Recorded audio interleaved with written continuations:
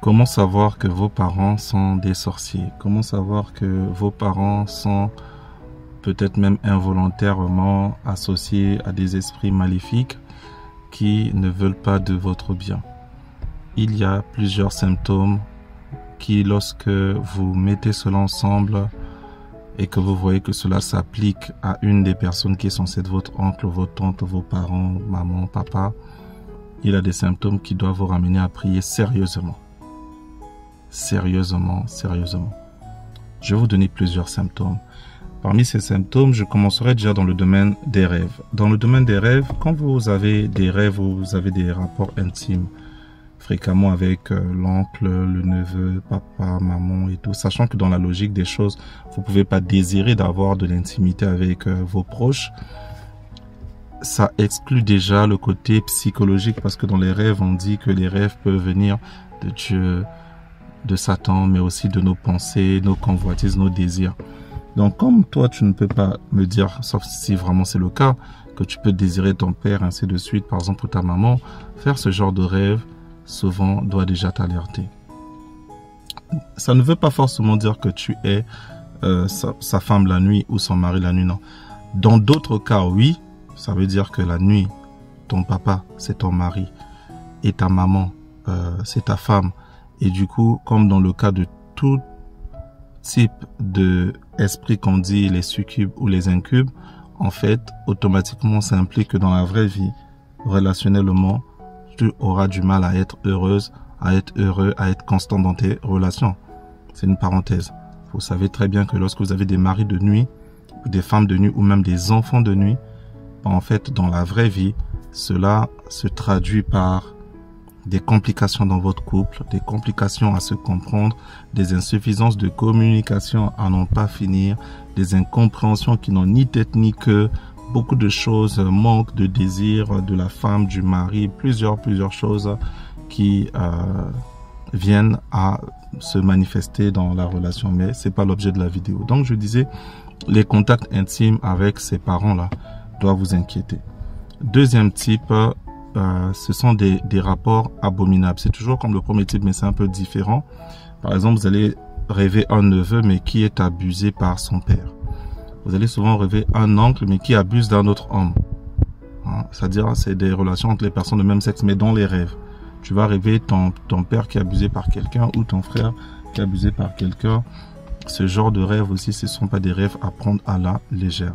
L'autre type de rêve, je l'ai déjà dit, je crois, de cela peut-être 3 ans sur notre chaîne ANDJC, en dehors de la chaîne de l'église Parole Disciple, où je disais, tu vas rêver ta maman, ton papa.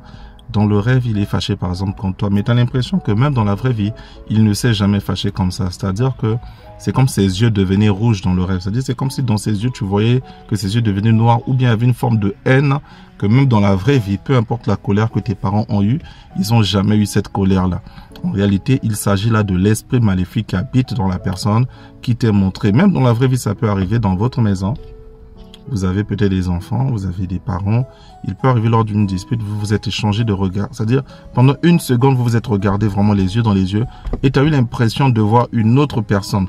À certaines fois même, quand Dieu te permet, tu verras comme un masque. Tu peux voir comme un monstre. Tu peux voir comme une personne, mais avec, on dirait, des cornes. Tu peux voir comme une personne, mais avec un visage que tu ne reconnais pas. Pendant une seconde, et puis tu vois le visage de la personne dans le tu dis, mais attends, c'est quoi? C'est un rêve? Qu'est-ce que j'ai vu tout à l'heure là? Ça, c'est vraiment des signes qui montrent que la personne est dans la sorcellerie ou la personne travaille avec des esprits maléfiques. Alors, je signale, ça peut être conscient comme inconscient. L'autre symbole, c'est le genre de rêve où vous êtes dans une grande maison, vous mangez la nourriture, où tu te retrouves dans une forêt. Vous voyez, ce genre de rêve, si tu le fais souvent, fais attention, fais attention, fais attention. Une fois, 2 fois, oui, mais réveille-toi dans la prière. Tu dis au nom de Jésus-Christ, la seule nourriture que je mange, par exemple, de mes parents, c'est celle que j'ai mangée dans la vraie vie. Rien de spirituel, et même dans la vraie vie, je bénis tout ce que j'ai mangé. Rien de mal ne rentre dans mon ventre. Si quelque chose est rentré dans mon ventre, au nom de Jésus-Christ, je piétine cela. L'autre type de rêve que vous pouvez faire qui doit vous alerter, ce sont des rêves où tu vas rêver que toi et tes parents, vous partez souvent dans une grande ville comme ça. Oui, dans la vraie vie, peut-être que vous n'êtes pas forcément dans une belle ville, vous n'avez pas forcément des moyens, ou même si vous avez des moyens, mais il t'est déjà arrivé plusieurs fois de faire un rêve où toi et ton père, vous partez dans une ville qui est vraiment trop jolie, trop jolie. Donc même quand tu es là-bas, tu veux pas revenir. C'est pas toujours le symbole de Jésus qui t'a ramené au paradis, non. Parce que ce qu'on appelle le deuxième ciel, ce qu'on appelle aussi le monde sous-marin, c'est-à-dire la mer que vous voyez là, il y a un monde en dessous. Bien sûr, pas physiquement. Physiquement, vous partez avec votre, je sais pas, sous-marin, vous allez jamais voir ça. Il y a un monde qu'on appelle le monde au-dessous des eaux, le monde des sirènes, le monde des forces les plus, je vais dire, les plus puissantes du monde de ténèbres. Parce que sur la terre, parmi les esprits qui sont beaucoup, par exemple, en vogue, qui attrapent beaucoup facilement des gens parce qu'ils sont souvent dans la séduction, ce sont des esprits en lien avec le monde marin, en lien avec le monde des eaux. Les esprits qui opèrent dans des milieux comme les forêts, dans des milieux comme les déserts. En général, ce sont des esprits qui se manifestent lorsque les gens vont chercher ces esprits-là. Mais le monde de la mer, c'est le monde où vous avez des entités qui peuvent quitter de la mer et qui peuvent venir sur la terre, chercher, proposer.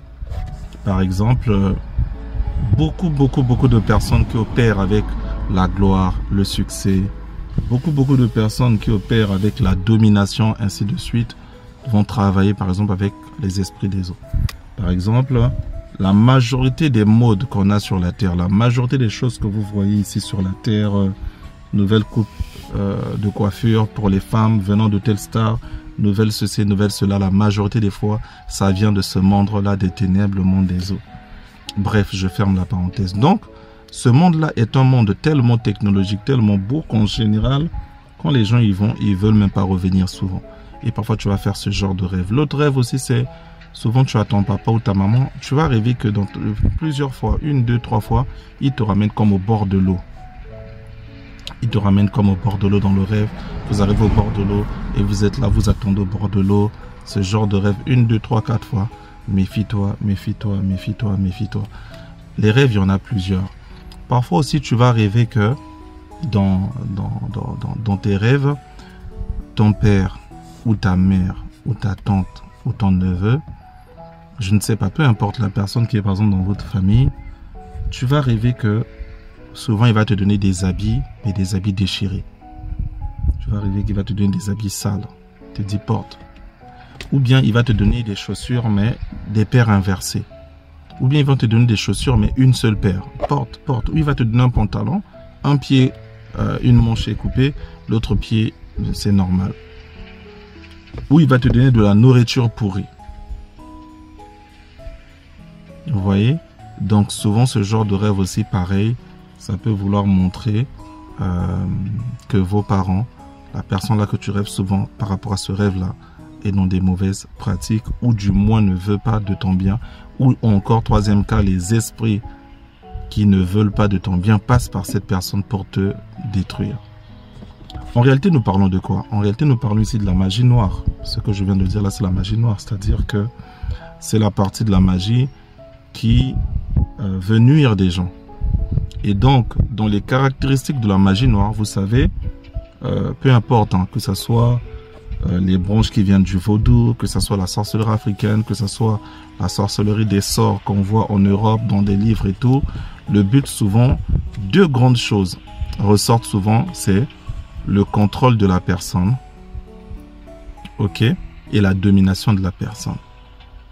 Le contrôle de la personne et la domination de la personne, c'est-à-dire que ce qu'ils vont faire vont aller dans le but de te contrôler, dans le but de te dominer, de t'assujettir. Ça, je parlais des rêves, mais il y a d'autres symptômes dans la vraie vie. Dans la vraie vie, il y a tellement de symptômes. Les symptômes qui peuvent venir de ces pratiques-là, de ces personnes-là, du coup, en lien avec ces esprits-là, c'est, tout à l'heure, je vous ai expliqué un peu, en parlant du contrôle et de la domination venant de la magie noire. Bon, en réalité, ces personnes-là, dans la vraie vie, il y a quelque chose souvent qui va se manifester.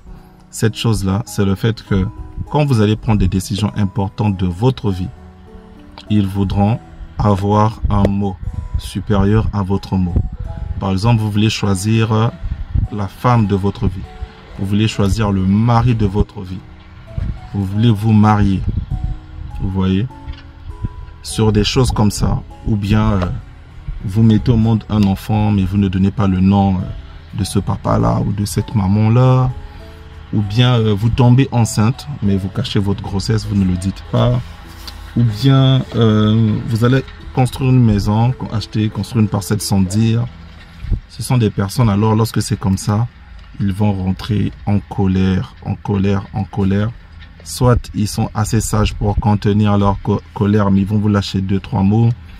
N'oubliez pas, je vous ai souvent enseigné que la parole, c'est un des moyens par lequel on détecte le cœur de la personne. Or, quand on détecte le cœur de la personne, ça veut dire qu'on détecte l'âme, l'esprit de la personne. Amen. Donc, ce qu'il faut comprendre, c'est quoi? C'est que lorsque, par exemple, vous allez voir que cette personne se fâche jusqu'au point de ne plus vous parler, juste parce que vous avez pris la décision d'aimer une femme, d'aimer un homme sans son autorisation. Juste parce que vous avez dit, moi c'est lui que je dois marier sans son autorisation. La personne s'énerve. C'est pas juste, la personne n'est pas contente, la personne dit, ah, moi j'aurais pu te conseiller, voilà, j'aurais pu, voilà, je suis ta maman, je suis ton papa, j'ai vécu avant toi, je connais un peu la terre, j'aurais pu te dire, fais attention, tu sais, telle personne, voilà, peut-être que tu aurais permis qu'on soit ensemble, peut-être 2-3 fois avec ce futur mari, cette future femme. J'aurais pu aider, avec mon expérience, à voir peut-être en lui quelque chose qui n'est pas bien. Et donc t'aider à ne pas faire une bêtise parce qu'on se marie qu'une fois, parce que le choix du mari c'est un choix sérieux, ou le choix de la femme c'est un choix sérieux. Ah, parce que j'aurais pu vouloir t'accompagner pendant ta grossesse et tout. Non, c'est pas ça. C'est-à-dire que là on parle des gens qui, littéralement, tout ce que tu dois faire de bien. Si tu rencontres un homme, tu dois d'abord aller voir cette personne et dire, ah, voici l'homme, est-ce que je peux l'aimer, est-ce que je dois être ensemble? À la limite, c'est ça, là, je fais un schéma, hein. Je fais un schéma. À la limite, quand vous êtes enceinte, on dirait, dès le jour où vous avez vu vos tests, là, vous devez l'appeler. Ah, papa, maman, je suis enceinte, tout ça, là. Et vous devez aller chez eux, ils doivent venir. Il y a même des gens, vous allez voir que la colère est tellement forte que la personne carrément ne parle même pas aussi à votre enfant. Ça, c'est pas normal. Ça, c'est pas normal. Ça veut dire quoi? Ça veut dire qu'il y a quelque chose qui a raté. Pourquoi? Parce que vous savez que le premier moyen de transmission de la sorcellerie, elle est familiale. Un papa sorcier donnera la sorcellerie à son enfant. Une maman sorcière donnera la sorcellerie à son enfant. Et ils voudront agir aussi dans le contrôle de ton couple, par exemple, ou dans le contrôle de la vie de tes enfants. Et ça passe par des trucs comme donner leur nom. Ça passe par des trucs en mode, pendant la grossesse, ils doivent faire des rituels, ça dépend des pays, que ce soit en Europe, que ce soit en Afrique, tenir votre ventre. Ah, chez nous, quand vous êtes enceinte, il faut aller voir la grand-mère. La grand-mère va faire un truc là, il va manger des plantes, et puis elle va frotter ses mains avec cette plante, après elle va te taper ça au ventre pour protéger l'enfant. Non, ça, Jésus-Christ ne nous dit pas que c'est ça qu'il faut faire. Notre protection vient du Seigneur. Donc, ce genre d'attitude, ce sont des choses qui sont mises en place afin de transmettre l'héritage de la sorcellerie. Donc toi, quand tu caches ta grossesse, quand tu dis pas ton mari, quand tu fais pas ceci, tu fais pas cela, en réalité, tu as permis à ces personnes-là de rater l'occasion d'avoir un contrôle dans ta vie. C'est là où les problèmes commencent. Tu as interdit à ces gens-là d'avoir un contrôle dans ta vie. Donc, quand la personne-là se fâche contre toi, c'est parce que la personne-là sait que, ah, c'est pas aujourd'hui que j'aurai encore peut-être un autre enfant, un autre petit enfant. Comprenez? Donc, en fait, sa colère est légitime. Pourquoi? Parce que, bon, pas légitime. Sa colère, de son point de vue, est légitime. Pourquoi? Parce que ce que tu as fait mérite la pendaison, peut-être. Comprenez? Donc, parfois, il t'avait mis au monde, il a contrôlé toute ta vie et il voulait contrôler ta destinée. Et toi, par la prière, par Jésus-Christ, tu es sorti de la prison. La personne s'est dit, bon, je vais me rattraper avec son enfant. Coûte que coûte, faut que son enfant ait mon nom. Coûte que coûte, pendant la grossesse, faut qu'il vienne souvent dormir chez moi. Coûte que coûte, parce que parfois, c'est compliqué pour cette personne de venir faire des trucs dans ta maison. Parce que parfois, tu es une femme de prière. Ton mari est un homme de prière. Mais chez elle, elle peut te mettre dans un rythme, cette personne, où tu ne vas pas forcément avoir les mêmes réflexes de vie. Elle peut te soumettre au péché, des choses comme ça. Donc, ce genre de critères-là, ce sont des critères qui montrent que des esprits maléfiques de manière, comment je vais dire ça? Soit vos parents y participent pleinement conscientes avec ces esprits-là, soit ils sont inconscients du fait qu'ils permettent à certains esprits familiaux, ancestrales, d'avoir de l'emprise sur vous. L'autre caractéristique, c'est en dehors de la colère là, sur ces choses comme ça importantes, qui est liée en fait en réalité au désir de contrôler, de vous dominer. L'autre chose, c'est la capacité à te pousser à vivre dans le péché. C'est-à-dire que c'est parfois des parents chrétiens. Ils savent très bien que aujourd'hui c'est pas facile de se contenir et tout, le mariage c'est bien. Tu vas faire le choix d'un bon mari, tu vas faire le choix d'une bonne femme. Vous avez commencé votre relation en cachette depuis 3 mois, 4 mois, 5 mois, 6 mois. Ça se passe bien, tout ça là, mais ce parent-là va t'empêcher de te marier. Par tous les moyens, ils trouveront des astuces pour que le mariage n'ait pas lieu. À chaque fois, tu vas te rencontrer avec des hommes ou des femmes qui ne sont pas forcément dans le modèle chrétien par rapport à la parole de Dieu.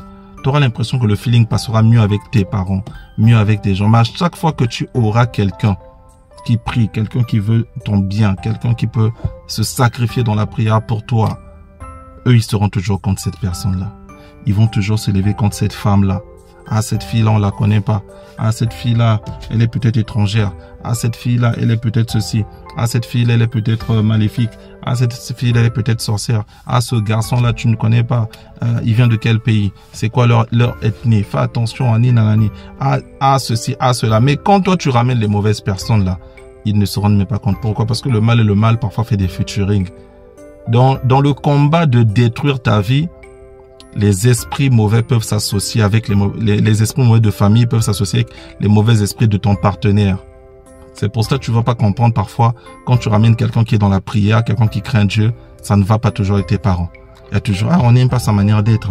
Ah, mais parfois il a des regards bizarres. Ah, mais fais attention, tu connais bien sa vie, tu connais bien ça. Et quand c'est quelqu'un qui n'a pas forcément de bonne moralité chrétienne, ah, mais il est bien ton ami, il est humble, il est sympa, vraiment, donc il aime. Toi-même, tu comprends pas. Toi-même, tu comprends pas. Il y a des gens qui ont subi ça.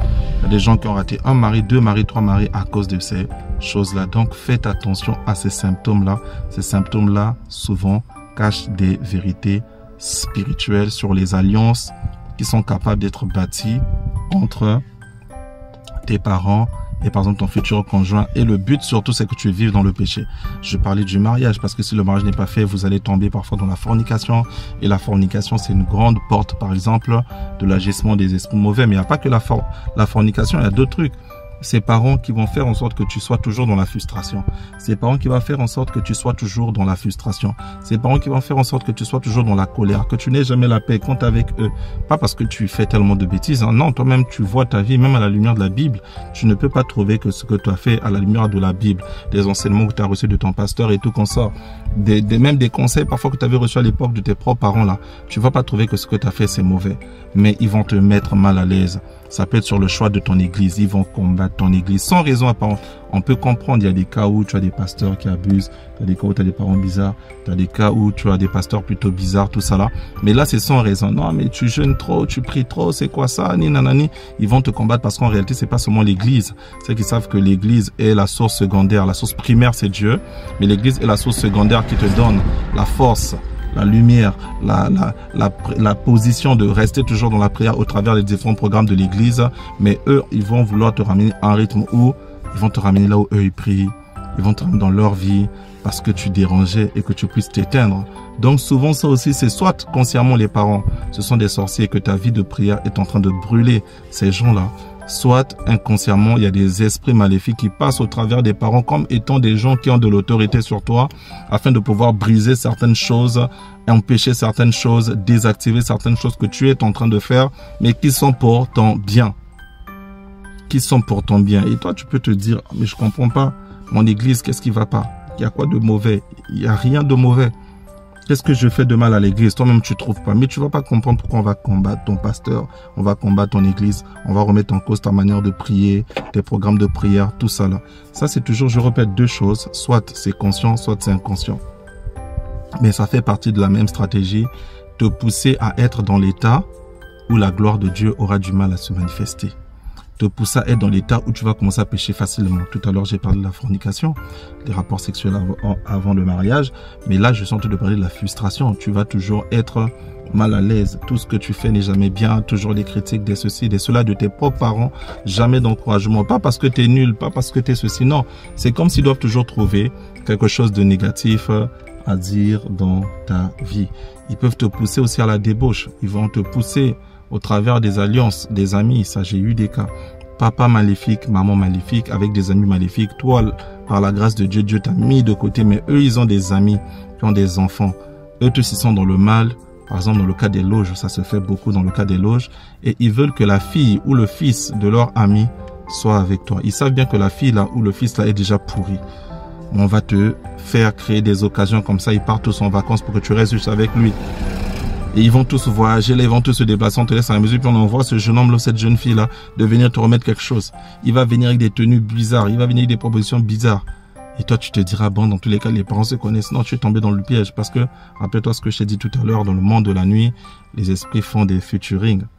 Voilà pas mal de symptômes qui existent, mais dans la majorité des cas, vous allez voir que c'est l'esprit de domination et l'esprit du contrôle. Ça peut se cacher sur des formes en mode, par exemple, dans le cas de l'Afrique, les parents ont toujours raison. Ok, mais par rapport à la parole de Dieu, entre Dieu et les parents qui doit toujours être le principe premier de la raison. Donc, enfants, soyez soumis à vos parents. Mais parents, n'héritez pas les enfants. Mais si vous avez des parents qui vous demandent sans cesse de la soumission pour tous les choix, le choix de la voiture, le choix du mari, le choix de la maison, faites attention. L'autre symbole aussi, ça peut être l'attachement naturel, mais à un moment donné, c'est pas juste l'attachement. Ce sont des parents qui ne vous laissent pas, qui ne coupent pas le cordon ombilical. C'est-à-dire qu'il faut que, en fait, vous soyez dans une vie d'assistanat. Ils seront toujours là. C'est-à-dire que, peu importe ton indépendance, tu as 40 ans, tu as 50 ans, tu as l'impression que dans votre mariage même, ta mère est la troisième personne. Alors que même la maman parfois de la femme n'est pas la troisième personne. C'est-à-dire que, toi là, tu es capable de laisser ta femme juste pour aller t'asseoir chez ta mère, chez ton père, pour faire quoi? Rien de bon. C'est-à-dire, toi là, tu es capable de laisser ta femme ou ton mari dans la galère, de laisser tes enfants dans la souffrance, mais tu es capable de tout prendre ton salaire. Et c'est pas une fois, hein. C'est pas juste accidentellement, papa était malade ou maman était malade, non. Tu te dépouilles toujours pour leur bien. Tu dépends d'eux, tu vis pour eux, tu réfléchis pour eux, tu ne vis plus pour ta femme, tu ne vis plus pour ton mari, tu ne vis plus pour tes enfants. Tu vis que pour eux. Et eux, ils sont omniprésents dans votre couple. Omniprésents, des appels vidéo de tous les jours, de tous les jours, de tous les jours. Parfois 2h à 3h à 23h. Ah, un tel, je dors pas bien. Là, je me sens pas bien. Et toi, si tu coupes ton sommeil là-bas, tu laisses la femme, tu laisses ton mari pour. Tu pars là-bas chez papa, chez maman. Ta vie là, vraiment, tant que la personne en vit, toi, tu n'as pas d'indépendance. Ça, souvent, c'est un des symptômes aussi.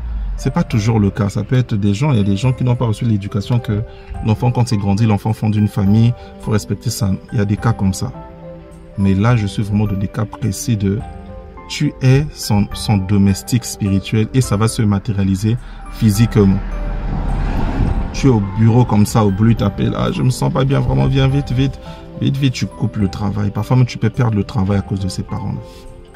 Ou tous les mois, ils vont toujours te créer des problèmes. Ah, tu vois, là, elle m'a santé ça, envoie-t-on. Ah, là, je dois construire, je ne sais plus quoi. Où il y avait la pluie, une partie est tombée. Ou bien, regarde, on a tel truc, on a tel... Toujours, tu dois te dépenser. On doit te dépouiller. Tout ça, là, il faut maintenant commencer à prier. Parce qu'il peut avoir en eux un esprit qui ne veut pas que tu atteignes. Rappelez-vous au début de la vidéo, j'ai dit des esprits maléfiques qui peuvent agir contre tes intérêts. Ton intérêt, c'est peut-être d'épargner. Ton intérêt, c'est peut-être de laisser quand même de l'héritage à tes enfants, de mettre quelque chose dans leur compte bancaire. Avec ce mode de vie-là, comment tu fais pour t'organiser? Même toi-même, est-ce que tu serais content que ton partenaire vive comme ça par rapport à ses parents?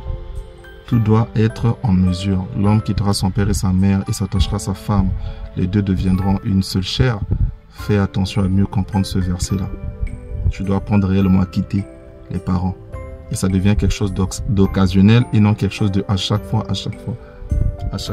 Non. Quand on se marie dans le modèle de Dieu, quand on se marie, on devient un avec notre partenaire. Donc notre mari ou notre femme devient nous. C'est-à-dire, toi, tu es une partie de tes parents parce que tu viens de tes une partie. Mais ta femme, c'est toi. Ton mari, c'est toi. Donc, dans le principe, quand tu as une bonne femme ou quand tu as un bon mari, la priorité, c'est d'abord ton mari. La priorité, c'est d'abord ta femme. Sinon, on va marier ta mère, on va marier ton papa. Là, celui que tu as en face de toi, là, c'est un autre toi. De même que tu prends soin de toi, de même que tu dois prendre soin de lui. Mais c'est une parenthèse que je vais fermer. Peut-être qu'une autre fois, on aura l'occasion de discuter sur d'autres faits qui doivent attirer votre attention. Je pense peut-être qu'on fera une vidéo sur comment savoir repérer les esprits qui agissent de génération à génération dans des familles. Ça peut être très intéressant. On peut parler du type de consigne. On pourra parler dans les détails pourquoi dans certaines familles, des robes de mariage passe de génération en génération, que ce soit en Europe ou en Afrique. Pourquoi dans certaines familles, on va te remettre un arbre, on va te remettre un tissu, on va te remettre une statuette, on va te remettre un collier que tu dois avoir, que tu donneras aussi à ta première fille ou ton premier fils qui donnera son premier fils au premier fille. Et parfois, ça remonte de 3-4 générations en arrière. Pourquoi toutes ces choses-là? On parlera de ça. Pourquoi, dans ce cadre-là, pourquoi, peu importe ton continent, Amérique et tout, on va toujours t'obliger à un moment donné de faire un voyage dans ton village pour telle ou telle pratique. Alors, si tu n'es pas chrétien, tu fais ce que tu veux. Mais si tu es chrétien, fais attention, nul ne peut servir deux maîtres. Tu ne peux pas servir Jésus et servir le Dieu de la famille. Donc, c'est peut-être dans une vidéo où on parlera de la manifestation des divinités de famille, des points de contact entre les divinités de famille et chaque personne de la famille, c'est-à-dire ces points de contact sont des actes ou des objets que vous allez posséder ou que vous allez faire qui feront que la juridiction de ces esprits-là s'étendra sur vous. C'est comme ça qu'il y a des gens qui sont chrétiens, mais en réalité, en même temps qu'ils sont chrétiens, en même temps, ils sont je ne sais plus quoi, ils sont je ne sais plus animistes, en même temps, ils peuvent être toténistes, en même temps, mais sans le savoir. Parce qu'ils pensent juste que c'est la culture, chez nous c'est comme ça, il faut toujours aller au village avant les 18 ans, tu iras te laver dans une eau comme ça là, tu vas couper tes cheveux, tu jetteras ça dans cette eau là, tu vas couper tes ongles, tu jetteras dans cette eau. Et vous pensez que c'est normal. Non, c'est pas normal. Parce que c'est un point de contact. Tes cheveux là seront un point de contact. Tes ongles seront un point de contact. Donc, c'est-à-dire juste l'ongle.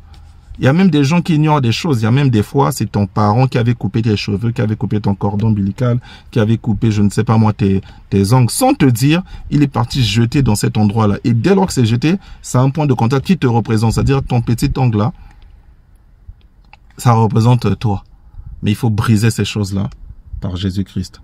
Pour finir ici, ce que j'aimerais dire, c'est quoi? C'est que la parole de Dieu nous dit quelque chose. C'est que dans Hébreux 11, le verset 3, la parole de Dieu nous dit que c'est par la foi que nous croyons que le monde a été créé par la parole. Autrement dit, que le visible, que tout ce qu'on voit ne vient pas du visible. C'est-à-dire le monde, c'est quelque chose de physique, existe à partir de la parole. La parole n'est pas quelque chose de physique. Tu ne peux pas attraper la parole. C'est pour dire quoi? C'est pour dire que le spirituel influence le physique. Et donc, les réalités que tu vois physiquement dans ta vie peuvent être le résultat de l'agissement de certains esprits. Que Dieu vous bénisse. On aura le temps de refaire d'autres vidéos. Si cette vidéo t'a touché, partage cette vidéo. Abonne-toi. Laisse un commentaire, j'aime, afin d'encourager déjà le ministère, ou je dirais tout simplement de permettre aux algorithmes de proposer cette vidéo à d'autres personnes. Que le Seigneur te bénisse, que le Seigneur te bénisse. Et si tu es dans ce cas, en tant que pasteur, je prie au nom de Jésus-Christ que tu sois libéré. Je prie au nom de Jésus-Christ